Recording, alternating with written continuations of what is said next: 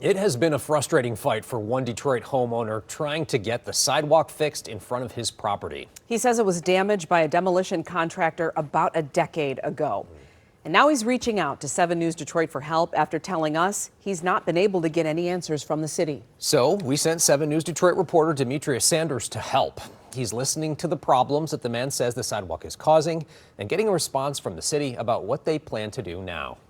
For years, Detroit resident Otis Register says this has been the scene near his home, a sidewalk that's broken into pieces, and he says is in need of serious repairs because not only is it an eyesore, it's also proving to be dangerous. This is just where we at with it. Otis Register has lived in his home on Detroit's west side for 40 years. You know, been here all my life. I love my city. He says he hadn't experienced very many issues until a decade ago. Around 2015, Register says a home next to his was demolished after it caught fire. But when contractors were working on that project, more than just the home was brought to pieces. He also destroyed the sidewalk. After deciding to buy that property in 2022, Register began reaching out to the city about getting the sidewalk fixed, especially after seeing how dangerous it could be for children. They was coming home from school. They was playing Little Girl Tripped. You know, I don't want to get sued for this. You know, that's the city's property. But attempts to have it repaired have not been very fruitful. I took as far as I can go,